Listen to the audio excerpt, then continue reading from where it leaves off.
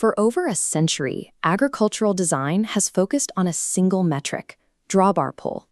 Machines like this John Deere were engineered to drag heavy implements through miles of soil, relying on massive engines to do the heavy lifting. But that mechanical advantage disappears when the ground turns to liquid. In deep mud or on ice, the weight of the tractor and the strength of the engine stop working in your favor. When a tractor gets bogged down, flooring the accelerator is the fastest way to ruin the day. The spinning tires act as excavators, churning through the wet topsoil until the chassis is bottomed out on the ground. This creates a limit that no amount of engine displacement can solve. Once the tire loses its grip on the surface, the engine's power has nowhere to go. Escaping these trenches requires looking past the throttle and analyzing how the machine actually interacts with the soil. To understand the recovery, you have to understand the traction deficit. This is the moment the force required to move the tractor becomes greater than the friction generated between the rubber and the mud.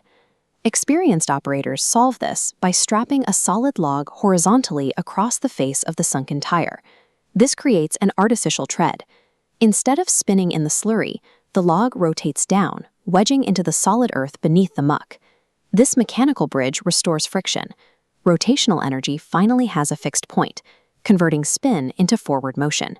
Using a piece of timber to catch the bedrock allows a machine weighing several tons to climb out of a hole it could never have escaped with tires alone. The physics shift when the tractor has to move an external load, like hauling heavy gravel or towing a vehicle that is completely immobilized. This is where the risk of a tractor wheelie becomes critical. If the pull isn't managed correctly, the torque will lift the front of the machine entirely off the ground.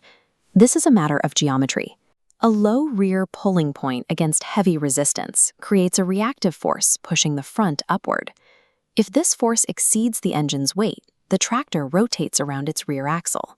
The wheels lift, losing all steering control. Competitive sludge pulling uses this phenomenon. Machines balance with front wheels skimming the dirt, directing all weight to the rear tires for maximum grip. In the field, operators prevent this by mounting heavy weights to the front of the frame, shifting the center of gravity forward to keep the machine level under heavy tension.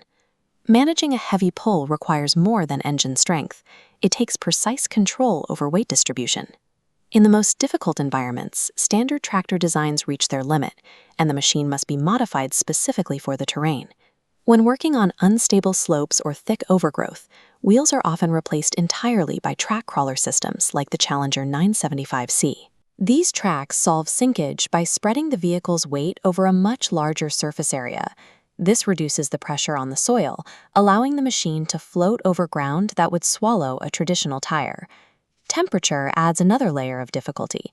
In regions where it hits -25 degrees, the chemical properties of the fuel and oil change, making a standard startup impossible.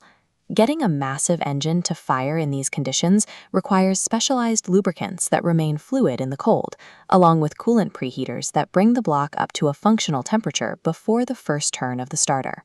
When the environment exceeds standard design limits, the machine's physical setup must change to maintain traction and keep the internal systems running.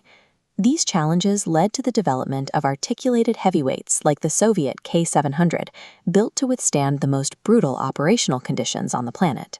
These machines are durable enough to maintain mobility even if the chassis is split, keeping the transmission and engine engaged to push through deep mud. But even an indestructible tractor is only as effective as the person driving it.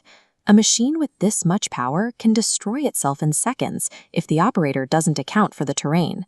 The most effective operators work by calculating torque angles and adjusting weight distribution before they ever touch the ignition. A machine's capability ultimately rests on the operator's ability to use physics to bridge the gap between metal and mud.